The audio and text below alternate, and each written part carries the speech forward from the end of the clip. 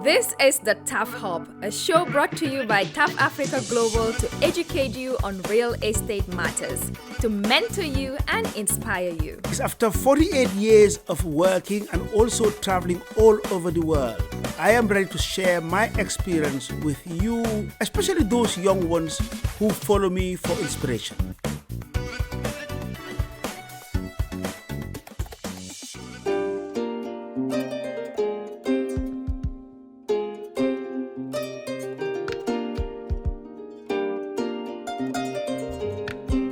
So debate continues now, and Pastor, we are now in the month of Lent, which is more than a month, isn't it?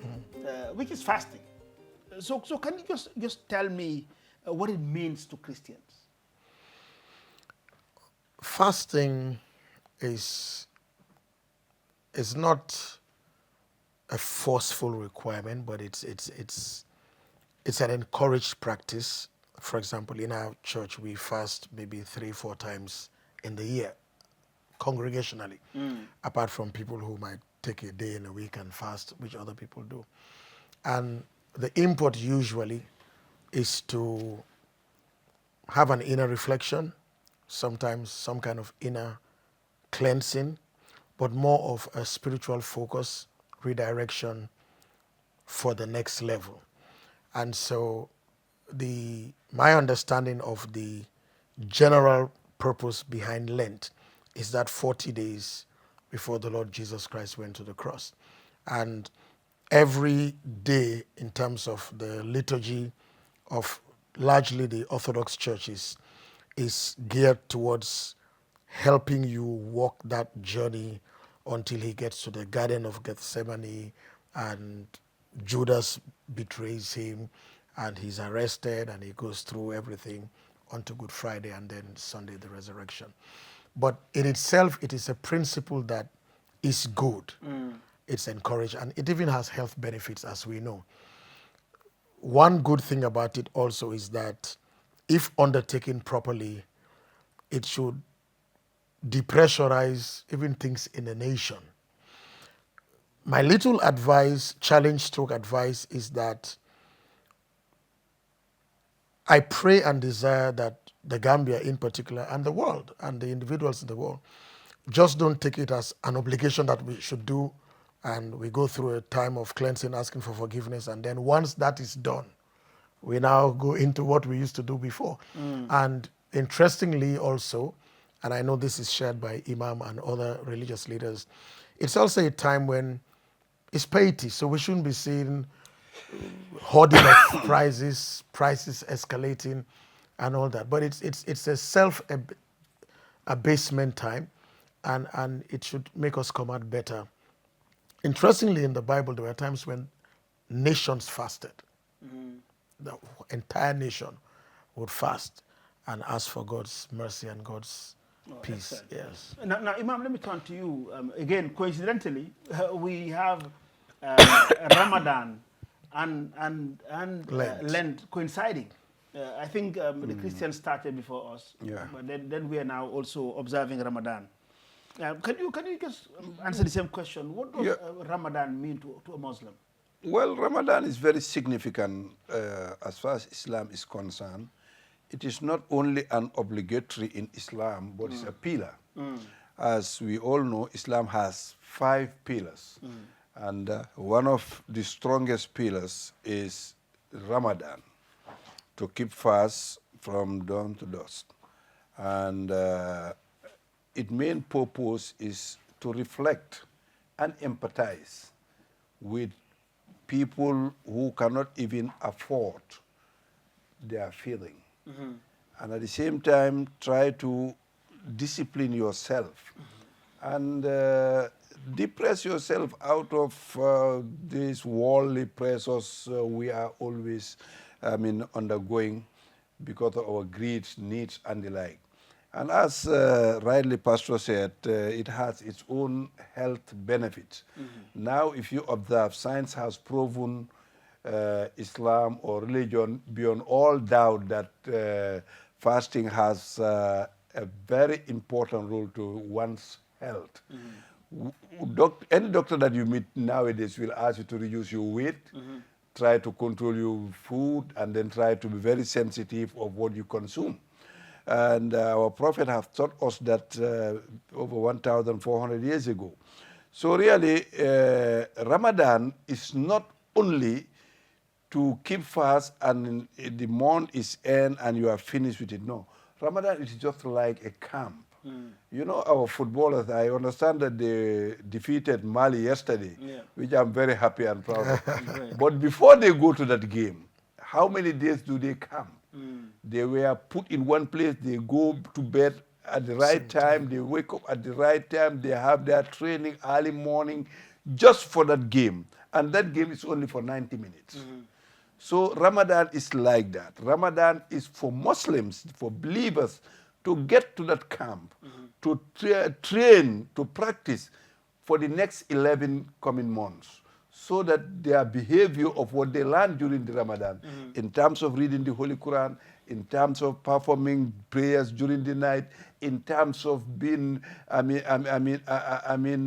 helpful to other human beings, to behave yourself, that you learn during Ramadan. If somebody offends you, Islam is telling you, don't return the same offense. Just tell them, I'm fasting.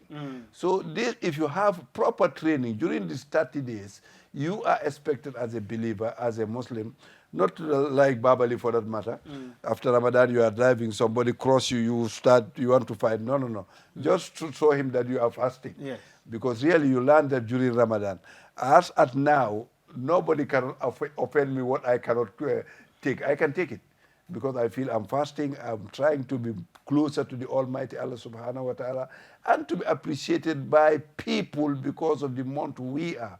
So that's why you see we shook hands all the time and say, Balal Ma'akha. When you don't even know, if you ask me, what have I done to you for forgiving me? No, but that's the tradition and the culture of Ramadan. And at the same time, you know, tradition and culture goes with religion long way. That's the gifts we are giving during the Ramadan. I'm sure you have a lot of sugar to give out to the needy. And others are doing it. That kind of generosity, Islamically, it is taught that it should not stop only during Ramadan. That kind of generosity is expected to each and every Muslim who can afford it. That's why the Holy Prophet is saying it will never reduce the believers' income or the believers' wealth by giving out charity. Charity has its own role in our lives, in our health, in our society, and how to build our community. That's why if you give out zakat, you are asked to tell the receiver that this is a zakat, not only to give and keep quiet. No, give it, this is my zakat. Things like that is just to build a better community and to fight against jealousy, to fight against corruption, to fight against all this ill health that we are living within ourselves. If it is really practiced to the letter, we will have a very decent society. Excellent. Now, Imam, look, we know that you are a man of many, many hearts, because I know you personally. But just think about, what do you think as a man of God has been your biggest achievement? What do you think, if you look back and in your quiet moments, you say, wow, as an Imam? I have to do homework for that. Well, think about it. Let me come to, maybe Pastor is ready for that question. No. I'll come back to you on it. What do you think is your biggest achievement? Well, for me, it's not so much an achievement. It's just an honor of being able to be a voice for God on this earth. So it's, and my consistency, my humility, my faithfulness, and the gifts He's given me. But it's difficult for me to say I've achieved that. It's not something I want to. Let me look you from the outside. Every time I drive past your church is not small. And having been born in the Gambia, you know, and seeing churches, and remember again, churches for us were always being built by foreign elements, by the West. By missionaries. So would you consider that a major achievement? Well, that we know this Sarakuna boy, that we knew here, has just come up now and built this huge, monstrous... It will be everybody together. Yes, Even if we scratch, your hand is there. Yeah, but there's a leader. Somebody leads, and you are the pastor, you are the founder, you are the general overseer of the church, aren't you? Isn't that an achievement? You're just being modest like a Gambian. You see, those who are watching, this is who we are as Gambians. We don't blow our own trumpet. I'm sure if you follow my series, I've started saying, no, we need to blow our trumpets so that others will learn positively. Imam, have you thought about one? Well, it's very difficult because really I don't achieve my target still. Yeah. And if you want to consider building a mosque or a church as an achievement, then it's a godly achievement. Not he or I are people who achieve it. Yeah. We do, because I cannot count how many mosques I built in this country. But it's just the help of the Almighty Allah, not me. Because I go to organizations, I go to people, and some people see I'm doing something, they come and join. Because let me tell you, Mustapha, Gambians are very generous. The problem I always see in my mosque, for example, at the Canifing Mosque, I always tell my congregation that Gambians are very generous. They are willing to give out, but they don't see clean hands. The hands are not clean. You give Baba today $100,000 to build 2 classrooms. Tomorrow Baba is building his own house without building the 2 classrooms. And Gambia is very small. We will have the information. That's why I'm really grateful by having a community of like Canifing. Do you know, Tafa, whenever I stand at that pulpit and asking for contribution of $10,000, I will end up having far more than that. And one individual normally will kind of, no, don't forget about that amount. I'll pay it. Because they trust the hands and they see the development and the achievement, and they see where their money is spent to. Because human being is created in such a way, no matter how he trusts you, but if he gives you his money for a purpose, he wants the money to go to that purpose. So that's our problem. But really, as far as I'm concerned, to point out my achievements, I wish you asked me how do I want to be remembered, rather asking me my I asked the questions, you answered my questions. If I come in TAF, my achievements. I think I don't achieve anything just yet. the fact that we are here together, and you know, there's so many things we can't say here because we're in a public setting, but going back to what you might want to call the difficult years that we came out from, there's a lot that Baba has done, there's a lot that I have done, there's a lot we've done together. And I think the mere fact that we have a country as peaceful as we still have, I will call that an achievement. Actually, I was going to come there. Because look, we're not probably looking at material achievement. But knowing you, I mean, by the way, Imam Babali is my very good friend, and I say this publicly. And I'm the one actually who went and asked for friendship for a certain reason. Because when times were very rough in this country, he stood out for the truth. Like him or hate him, he suffered for it. And that's what people like Nelson Mandela did. When apartheid was there, he went to Robben Island for 27 years. So Imam, isn't that an achievement? I mean, you denied everything. You just reflect back. I have been to your house really worried about your life. And you stood and said, no, this is what I believe in and that's what I'm going to do. And what happened? Because look, the world is listening. And today you are a commissioner at the Human Rights Office. And you go internationally all over the world talking about human rights. But just tell us if that is not an achievement and what you did briefly.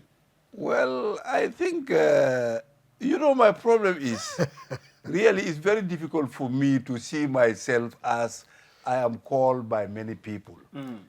Some people like Hala Samba, they call me Imam of the Truth. For me, I don't see myself as Imam of the Truth. Me, I just see things as normal and say it as it is.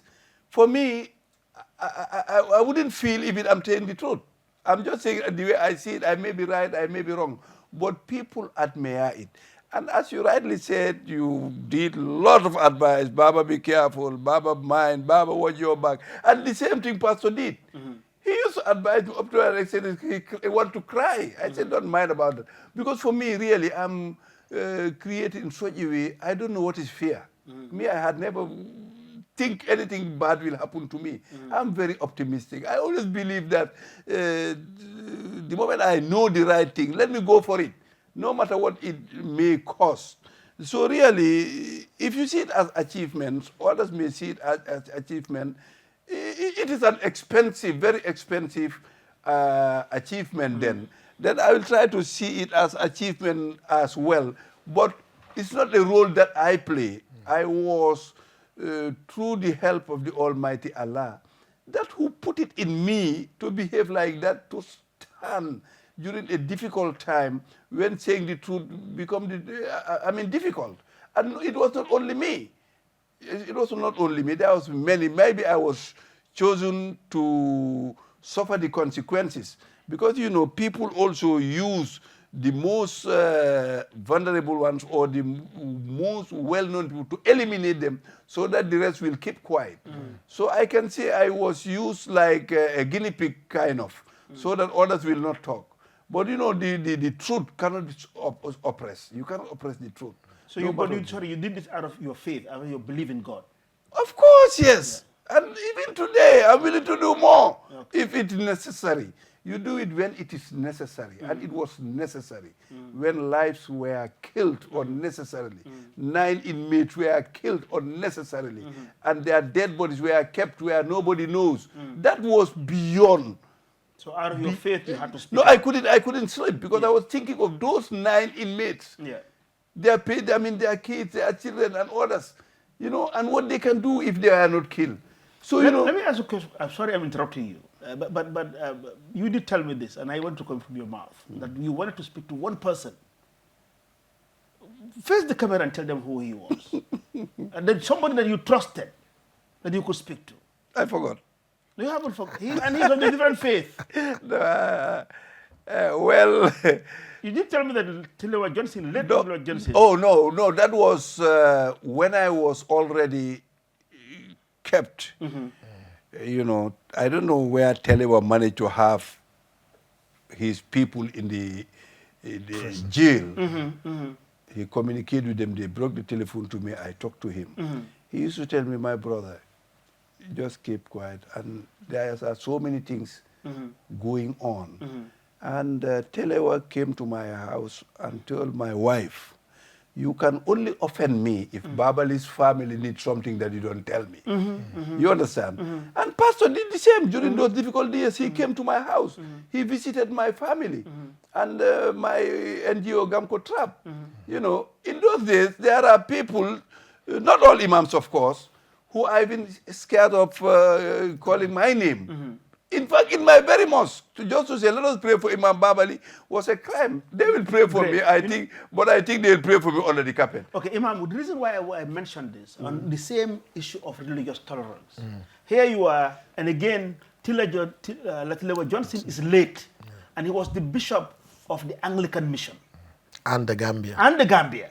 But here he was, because he's late, history has to pick this up, that he contacted you and played the role. So again, Christian, Muslim, but he saw himself as a Gambian. That was the only thing. I think for us, whether you like it or not, it's a major achievement to us as Gambians. No, you know, really, Mustapha, I don't mean to quote you, but really,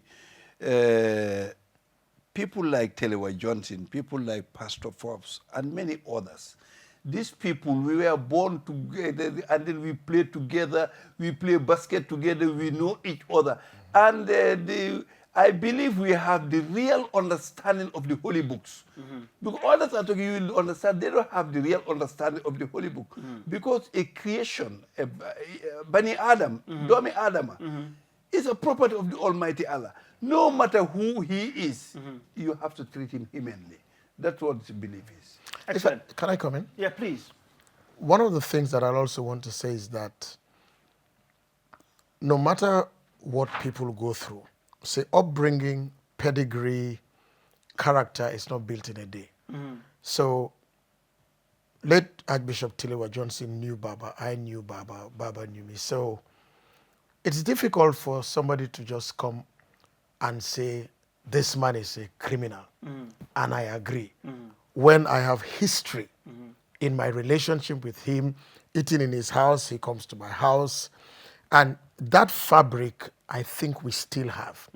and it's a fabric we want to sell to nations. They must keep it. Yeah. We still have it, because the risk of doing that, smuggling a cell phone, not for another member of his church, but for somebody at this height, and the risk was that that phone could be tapped. Yeah. It's just a question of doing an itemized receipt, very billing. Yeah. And it's like, okay, this man has been calling, but the intention was noble. And I don't think those were very difficult days for Imam. If you know Baba, he has been like that. But I'm sure it also affirmed his faith in the Gambian humanity. And that we want to say we still have. And we want to bequeath it as a strength to our kids. And, excellent. Yeah. Now, Imam, Pastor, I mean, I want to now turn into something else. I mean, we've been speaking about religious tolerance, who we are as Gambians. And for those who are watching, we need to keep this if you are a Gambian. Yes. That we don't have any divide between the two of us and the two faiths. And if you're thinking of coming to the Gambia, this is who we are. I have lived in some countries where this is not going to happen. You cannot have this. You cannot have a pastor and an imam sitting and having such a conversation. But thank God this is the Gambia, and we'll do everything possible to keep it. Thank you, sir. As you both know, we're going into the municipal elections, which will be in April. And then we have the mayoral and the chairmen of the divisions or whatever they are, councils. And we have quite a very youthful, huge youthful population. And these are the ones who are very active during politics and also in voting. So I want you, in your own words, to talk to these young people, what it means preparing for elections, and again, bringing us as Gambians, our Gambianness. I will just let you go freestyle. Are you sure? Yes, take about 3 minutes. That's Don't not take freestyle. more than 3 minutes, huh? And talk to these young ones and everybody who's Gambian on the Gambia that we want and how we should perform our electoral roles. Thank you, TAF, for the privilege. Well, it's a privilege and a huge responsibility to be able to cast your vote, because you are basically delegating your aspirations, your hopes, your visions, your dreams over a tenure, 5 years or more, to somebody in a representative way, hoping that when they get there, they will look out for you. The second thing about that is that if you think about a butterfly, when you see a butterfly, what you did not see was a caterpillar.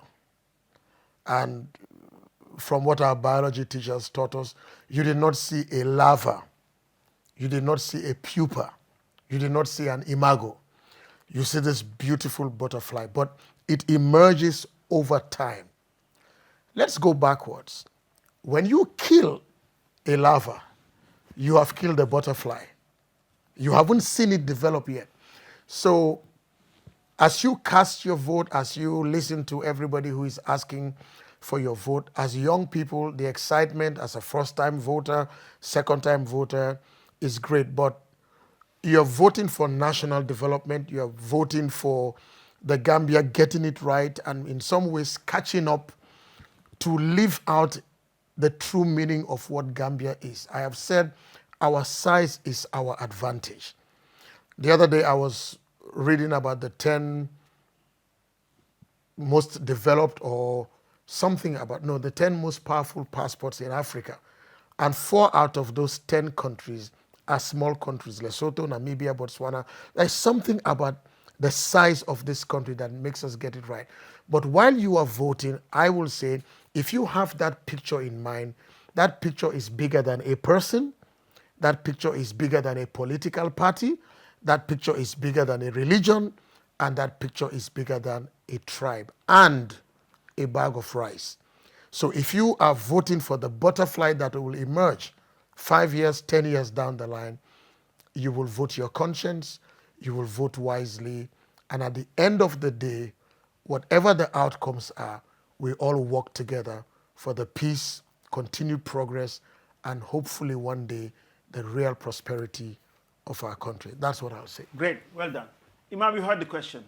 Well, thank you very much, TAF. I think I cannot thank you the way you deserve, simply because, you know, my office participate in this election.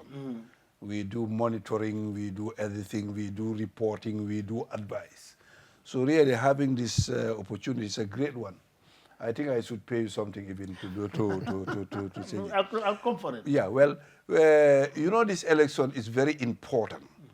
And if you look at it properly, this is the first time in my memory that people are so excited simply because cancelled election. Years back, you will not even notice it. But this time it is so noisy, just like presidential election, which we need to be very careful. Because really, I want to believe Satan is in it. And watch exchange and kind of propaganda campaigns going on. I don't think if Gambia deserves such a campaign in a simple position like, send me to represent you. Send me to represent you should not watch certain misbehaviors, certain castigation to each other. We need to remember that Gambia is our father, all of us. If you want to castigate somebody, you are castigating yourself. If you want to reduce somebody, you are reducing yourself. So really what we need is to do whatever we are going to do on a peaceful and very disciplined and lovely manner that we can show the world again. Because TAF, you know, for your information, we have so many countries now coming to National Human Rights Commission to study how do we operate, why Gambia has our elections and they end up in peace, and how Gambia is able to manage within 4 years become a status in terms of human rights, which is very important for the Gambia generally, even for the opposition. So really, my word is my Islamic word, that is peace. Let us keep Gambia as one piece. Let us not see our parties at the end of the day. These parties, they will come and go. These councils, they will come and go. These mayors, they will come and go. What will remain is humanity and the country. So we really have to work. And we must remember, whilst you are behaving, you are feeling the form of your culture, I mean, your history. You are, I mean, recording your legacy tomorrow. Whoever you may be the mayor, be the president, be the councillor, we need to really ask the voters to vote for us in a peaceful manner and show our genuine agenda. Politicians should have program and agenda, and you sell it out to people. But you should not blame others who doesn't support your agenda or support it and see them as enemies. In early age of PPP and UP and PPP Alliance, Congress, I mean, politics used to be like Sanawea, like Kal, like between Jola and Serer and Pol. It used to be a joke, not like the way it is today. Today it's enmity. Today people are so, I mean, stressed, you know, about the way we do operate our politics, Mustapha. Excellent, excellent, Imam. Thank you so much. And viewers, you've heard it. You've heard it from two men of God, Reverend or Pastor Francis Forbes. You want me to call him who you are? Soska, that's his childhood name. We all belong to the same generation. Went to the Soska and Yahoo. Yeah, we went to two schools, Methodist Prep and Gambia High School. But Pastor, I want to thank you for that. My pleasure, sir. You have a role to play in this country. A lot of young people look up to you. They listen to you. Thank you, sir. And you're a role model. Thank you. So therefore, coming up to the TAF Hub and speaking out and calling for peace and encouraging religious tolerance, we cannot thank you more. So thanks so much for taking time to come to the TAF Hub. Thank you, sir. Imam, this is, again, one of those things. I don't need to be thanked. You will be thanked. That is, I sit in the controlling seat. You know, Imam, we speak about 3, 4, 5 times a day. I asked him to come onto this, and it was fun having him on board. I know Imam very well. Most of you who are Gambians will know him. But Imam, thank you very much for what you do for society and what you do for this country. I mean, as we all know, we all have our differences, but let us live with our differences. God the Almighty, Allah subhanahu wa ta'ala, created us. He will create twins that come up from the same womb, the same time, and they will not look alike. So there's no way we will all have the same feelings or the same affiliation. It is with these differences that we can make a better Gambia with these 4 colors actually: red, white, blue, white, green. That's what we share in common. Thank you very much until we come our way again. This is TAF Hub. مولاي صل وسلم دائما Eid Mubarak from all of us at TAF Africa Global. بك خير الخلق كلهم مولاي صل وسلم دائما أبدا على حبيبك خير الخلق كلهم محمد سيد الكونين والثقلين محمد سيد الكونين والثقلين محمد سيد الكونين والثقلين والفاري. Thank you for watching the TAF Hub. Until we come your way on our next episode, subscribe, like, and share.